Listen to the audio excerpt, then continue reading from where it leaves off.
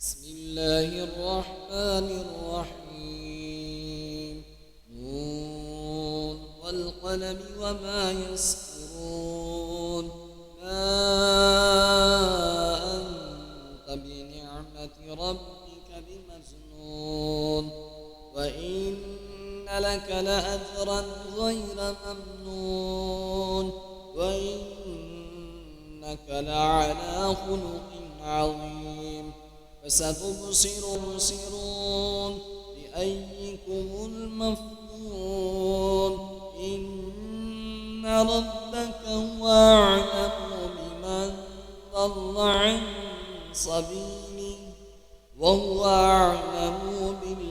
بالمهتدين فلا تطع المكذبين ودوا لو تدهنوا فيدهنون ولا تطع كل حلاف مهين هماز مشاء بنميم مناع للخير معتد أثيم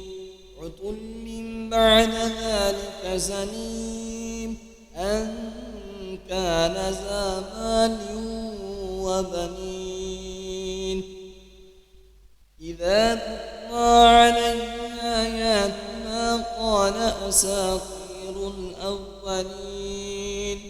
سنسمه على الخرطوم إنا بلوناهم كما بلونا أصحاب الجنة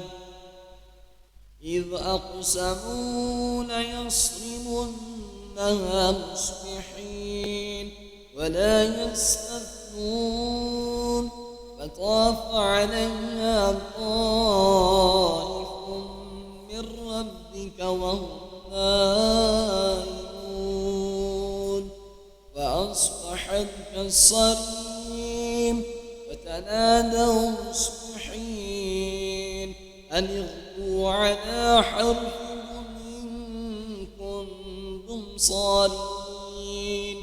فانطلقوا وهم يتخافتون ألا يدخلنها اليوم عليكم مسكين وغدوا على حرد قادرين فلما رأوها قالوا إنا لضالون بل نحن محرومون قال أمسكوهم ألم أقل لكم لولا تسبحون قالوا سبحان ربنا إنا كنا ظالمين فأقبل بعضهم على بعض يتلاومون قالوا يا ويلنا إنا كنا طاغين عسى ربنا أن يبدلنا خيرا منها إنا إلى ربنا راغبون كذلك العذاب ولعذاب الآخرة أكبر لو كانوا يعلمون إن للمتقين عند ربهم جنات النعيم أفنجعل المسلمين كالمجرمين ما لكم كيف تحكمون أم لكم كتاب فيه تدرسون إن لكم فيه لما تخيرون أم لكم أيمان علينا بالغة إلى يوم القيامة إن لكم لما تحكمون سلهم أيهم بذلك زعيم أم لهم شركاء فليأتوا بشركائهم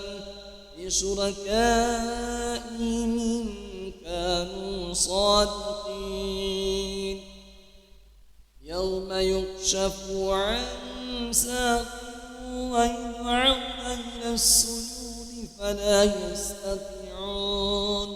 خاشعة أبصارهم ترهقهم ذلة وقد كانوا يدعون إلى السجود وهم سالمون فذرني ومن يكذب بهذا الحديث سنستدرجهم من حيث لا يعلمون وأملي لهم إن كيدي متين أم تسألهم أجرا فهم من مغرم مثقلون أم عندهم الغيب فهم يكتبون فاصبر لحكم ربك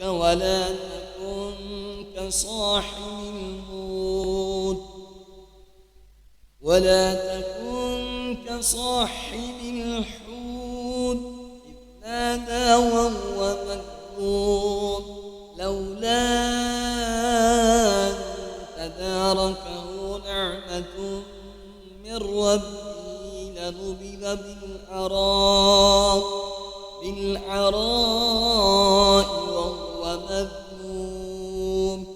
فاجتباه ربه فجعله من الصالحين وإن يكاد الذين كفروا ليزلقونك بأبصارهم لما سمعوا الذكر ويقولون إنه لمجنون وما هو إلا ذكر للعالمين